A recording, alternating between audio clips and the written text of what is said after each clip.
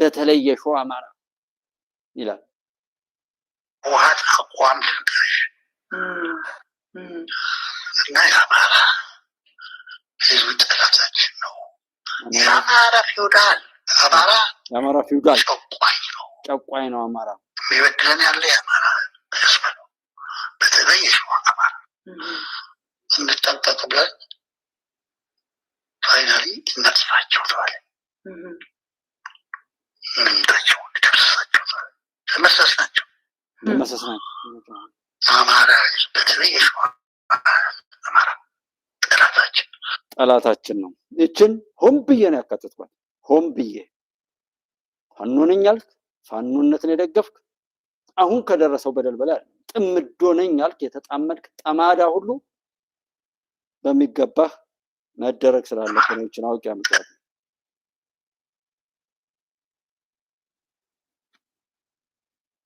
ምንም ነገር ማድረግ አይችሉም። ጽምዶ ቢሉ ምን ቢሉ ቀምተናቸው በየቦታው ቀንበሮች ተሰብረዋል። እድሜ ለዲጂታል ዘመን አሁን ነገሮች በሙሉ ግልጽ ነው። ጦራም ይቀጥላል። ያ የህዝባችን ግጭት ይቀጥላል። ማንም አማራ ክልል ሲገባ ቲፒኤልኤፍ ያደረገው ነገር ያሳፍራል። ፋብሪካዎች አፍርሷል፣ ትምህርት ቤት አቃጥሏል፣ ባንክ ዘርፏል። የኢትዮጵያ መከላከያ ሰራዊት መቀሌ ነበረ በብቸኝነት ቲፒኤልኤፍን አባሮ ሻቢያን ሳያስገባ መቀሌ አንድ ቤት የፈረሰ አታገኙም። አንድ ቤት ቲፒኤልኤፍስ ቢሆን አማራ ክልል መጥቶ እንደዛ አይነት ነገር ማድረግ ነገ ለሚቀየር ታሪክ አስፈላጊ ነበር? እንደዚህ ያለው ኢትዮጵያን ያላስቀደመ ለጊዜ ድል፣ ለጊዜ ሳውንድ ባይት፣ ለሚዲያ ጫወታ የሚደረግ የፖለቲካ ስብዕና በዘላቂነት በራሳችን ህዝብ ላይ ጉዳት የሚያመጣ ብቻ ሳይሆን በታሪክ መነጽር ሊጋራው በየነን ዛሬ ታሪክ እንዳነሳቸው በታሪክ ውስጥ ይነሳል። ታሪክ አያዳላም። ምን አይነት የፖለቲካ ስብዕና ነው የተገነባ ያለው ያላችሁኝ እንደሆነ ፈረንጆች ዴማጎግ ይሉታል። ዴማጎግ ፖለቲካል ካራክተር ያላቸው ሰዎች ወደ ፖለቲካ ሊደርሺፕ ሲመጡ የሚያስቀድሙት ምክንያት ሳይሆን ኢሞሽን ነው። ለምሳሌ የወልቃይትን ጉዳይ እንዴት እንደምንፈታ በህገ መንግስት አግባብ ብለን ከተስማማን በኋላ ወልቃይት ካልተመለሰ ተስማምተው ፈርመዋል። ይሄ ዴማጎግ ነው። በትንሽ ስሜት ህዝብን ለመቀስቀስ የሚደረግ ነገር ማለት ነው። ዴማጎግሪ ቀላል መፍትሄ የሚፈልገው ዘላቂ መፍትሄ ላይ አያተኩርም። ቀላል መፍትሄ በመፈክር ለውጥ መጣ ኖሮ ባለፉት 50 ዓመታት እንደ ኢትዮጵያ መፈክራዎች እኮ አልነበሩ። በመፈክር አይደለም ለውጥ የሚመጣው። ይሄ ዴማጎግሪ ነው፣ አደገኛ ነገር ነው። ተቋም ማፍረስ፣ ከፋፋይ ሀሳቦች፣ ትረስት ማጥፋት የመሳሰሉ የዴማጎግ ካራክተር ያላቸው ፖለቲካል ፐርሰኔል የሚከተሉት መንገድ ነው ኢትዮጵያ ውስጥ ያለውን ጉዳይ እያፋፋመ ያለው። በዘላቂነት ድል ያመጣሉ ወይ? በፍጹም። አስከሬ ለመቅበር ነው። እንድሪሲማም እንደዛ አይነት ያው ለአንተም ቀብሮ ሊቆፈር እንደዚህ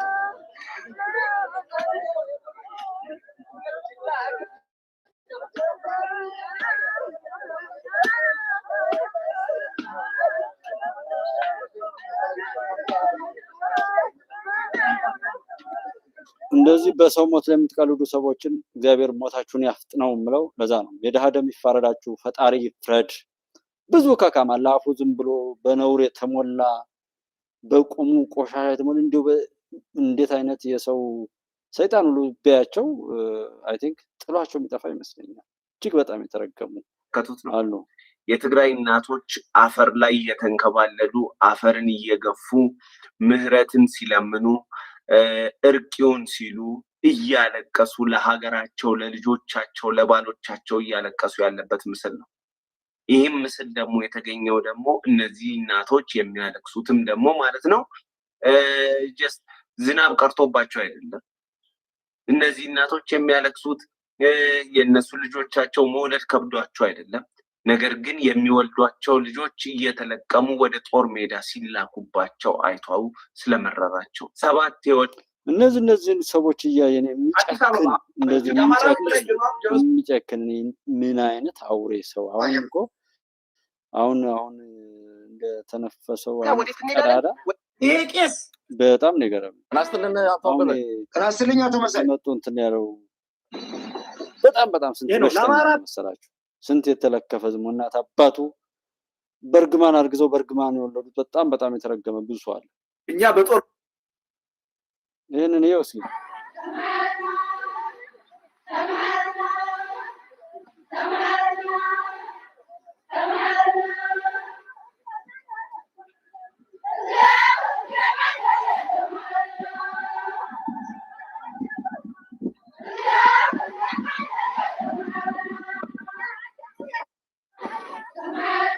ይሄ ያሸንዳ ዘፈን አለ፣ የባህል ጨዋታ አይደለም።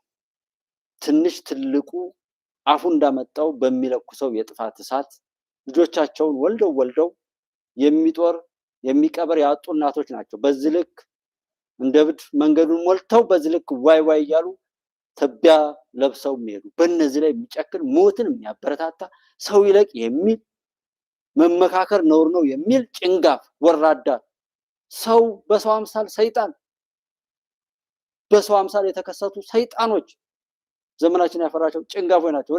እና ይሄንን በጭካኔ ካላጠፋው ታዲያ ምን ላጠፋ ነው?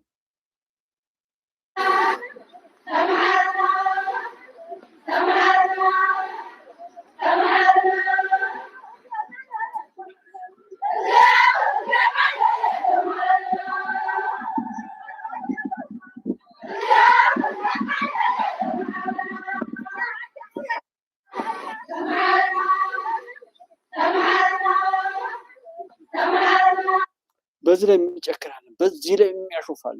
ይሄንን እንባ ለማስቀጠል ዝም እኮ ይባላል። ዝም ይባላል እኮ ዝም። ምን አይነት አውሬነት! እና እንደዚህ አይነቱ ላይ የጨከንክን አውሬ እባብ ይናከስ አይናከስ ሊሮጥ ሁሉ ይችላል እኮ። ግን እንደተገኘ ለምንድን ነው ተቀጥሎ የሚገደለው? ከነደፈ መርዙ ስለሚገል ነው አይደል? አዲስ አበባ ኗሪ ያለ ልክ ኦሮሚያ ኗሪ እንዳለው አማራ ክልል ኗሪ እንደነቱ በኋቃ እሱ ነው ሊያስተዳድር የሚገባው። ህገ መንግስቱን ካነበብከው አዲስ አበባ የኢትዮጵያ ዋና ከተማ ናት። የፌዴራል መንግስቱ መቀመጫ ናት። 2 ተጠሪነቷን ለፌዴራሉ መንግስት ነው። 3 4ኛ ራሷን የቻለች አስተዳደር ናት። ራሷን የቻለች አስተዳደር ማለት በውስጧ ያለው ህዝብ ራሱን በራሱ የማስተዳደር መብት አለ። ማውራት ብቻ ነው ማቀጣጠል ብቻ። አዲስ አበባ ኗሪ ያለ ልክ ኦሮሚያ ኗሪ እንዳለው አማራ ክልል ኗሪ እንዳለው እሱ ነው ሊያስተዳድር የሚገባው። ህገ መንግስቱን ካነበብከው አዲስ አበባ የኢትዮጵያ ዋና ከተማ ናት። የፌዴራል መንግስቱ መቀመጫ ናት። 2 ተጠሪነቷን ለፌዴራሉ መንግስት ነው። 3 4ኛ ራሷን የቻለች አስተዳደር ናት። ራሷን የቻለች አስተዳደር ማለት በውስጧ ያለው ህዝብ ራሱን በራሱ የማስተዳደር መብት አለው። ህገ መንግስቱ ይሄን ነው የሚደነግገው አይደለም? በየት በኩል ነው የኦሮሚያ ናት የሚለው? ከየት ነው ያመጣው? ኦኬ ከየት ነው ያመጣው? እሱን ልነግረውት ነው። እሺ የኔም ሀሳብ ወይ ደግሞ ማንኛውም ሂስቶሪካሊ ፖለቲካሊ የሚቀመጠው ሂስትሪ እዚህ ላይ እኮ አይደለም የምናነሳው በህግ ነው የምንተዳደረው አይደለም? በህግ አዲስ አበባ የኦሮሚያ ናት የሚለው የት ነው ያለው? ለምሳሌ የኦሮሚያ መቀመጫም ናት አይደለችም? በህግ አይደለችም። ይኸው አዳምጠኛ። የኦሮሚያ ህገ መንግስት እንደዛ ነው የሚለው አይልም። አላነበብከውም ማለት ቆይ ግን የኦሮሚያ ለመግባባት ነው ለመስማማት ነው። ህግ የሚሰራ እኮ ሰዎች ችግራቸውን ለመፍታት የጎደለውን ነገር ለመሙላት ነው። ህግ እስከዛሬ ድረስ የነበረው ግን ባለጌዎች የበለጠ ሌላ አቅም እንዲያገኙ ሌላ አቅም እንዲፈጥሩ የአማራ ህዝብ ላይ ጀነሳይድ ተፈጽሞ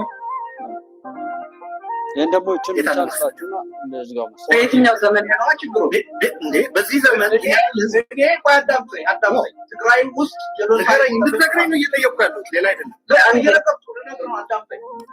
ጥያቄው ለኔም ስላልገባኝ እንኳን ለተመልካቹ ጄኖሳይድ በዚህ የአማራ ጄኖሳይድ የሚለውን ነገር ተመልከቱትና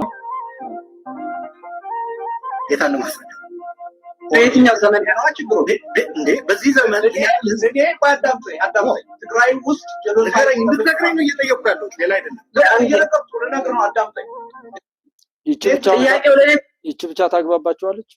አሁን ባንቹ ብዲትና አሉላ ነው ቀደም ሲል እንደው ከልደቱ ጋር እና እነሱ ሰዎች በሆነ ቀን ላይ አብረን ልንሆን ነው እንድል እናደርግ ነው ብለው ቢሉ ይቺ እኮ ኢሞሽናል እንዴት አንዱ ገዳይ አንዱ ተገዳይ ነው። አንዱ ባንዱ በቂም የተዋጠ ነው።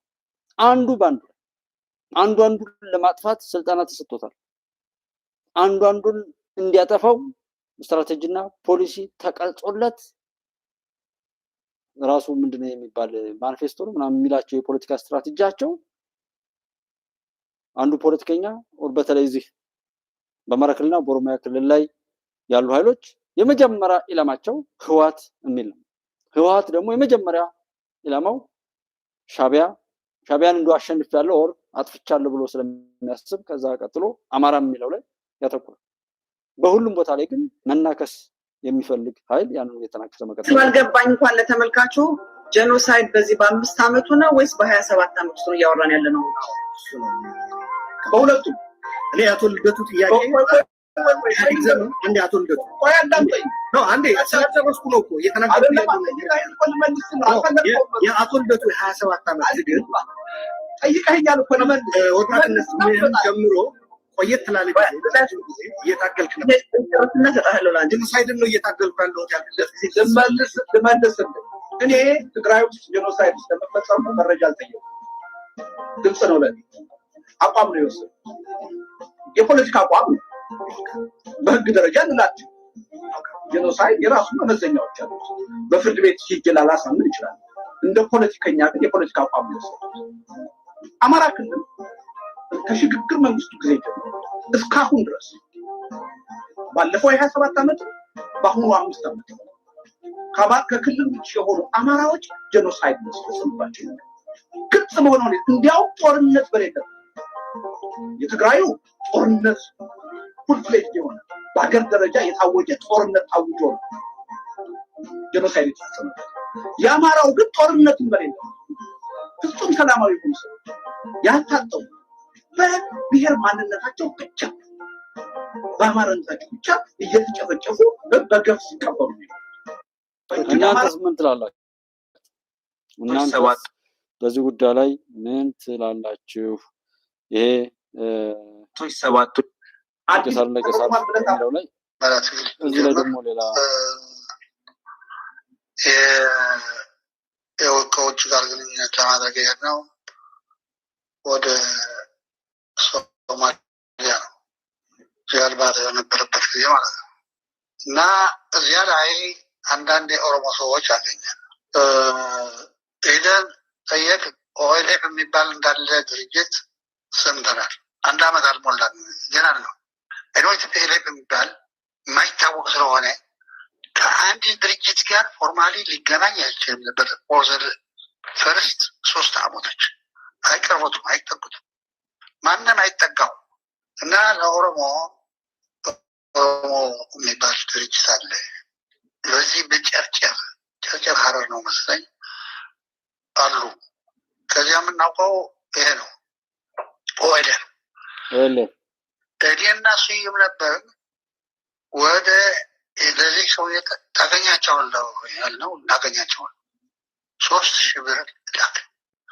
ያን ጊዜ ከአክሱም ባንክ ገንዘብ ወስደን ነበር። የመጀመሪያ ሰዓችን ከአክሱም ባንክ የወሰድነው ገንዘብ ነው። ዘርፋችሁ ማለት ነው?